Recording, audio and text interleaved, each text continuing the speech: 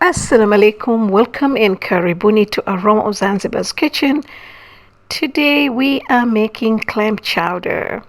So I have got my clams here, which I bought them fresh, but I froze them. It was 2 weeks ago, but I didn't get a chance to cook them.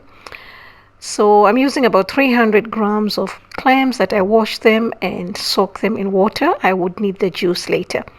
Now, since I could not get any type of bacon, beef or turkey, I decided to use the veal strips just to get the fat that would add some flavor to the chowder. So if you get any kind of bacon, please go ahead and use, because we need that to flavor the chowder. All right. So I thought I'll try with these. Okay, so since they were too dry, didn't have enough fat, I decided to add some butter, about a tablespoon.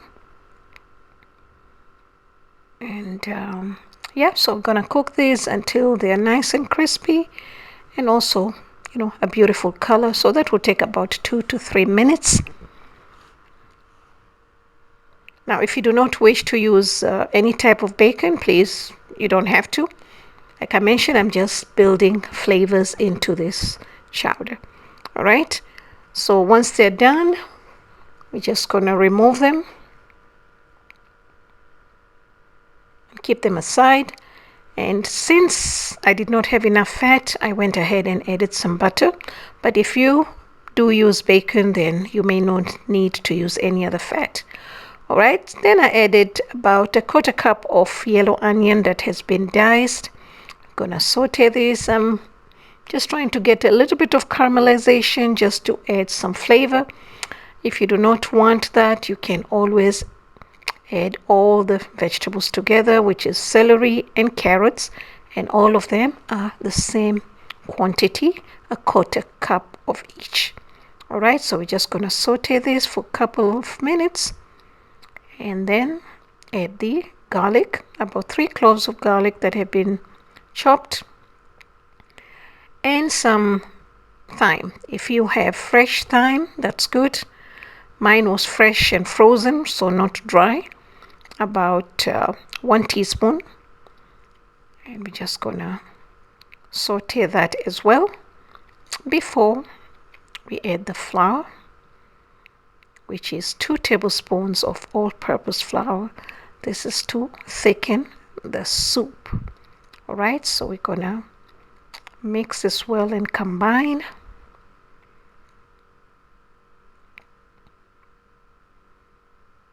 Okay, let the flour get cooked a little bit, and then we add the liquid. So I have used about 1.5 cups of the clam juice. If you buy the ready clams, it will have its own juice. I will write in the description box below. They have different sizes. And also chicken broth. If you don't have chicken broth like me today, I use the Maggi cube, which I dissolved it in water, about 1 cup. And then we're going to add the potatoes. These are 3 medium-sized potatoes that have been cubed. And I'm just going to mix and then add some salt and some pepper. And we're going to let it simmer for about 5 minutes until the potatoes are well cooked and also the flour is also cooked. Right?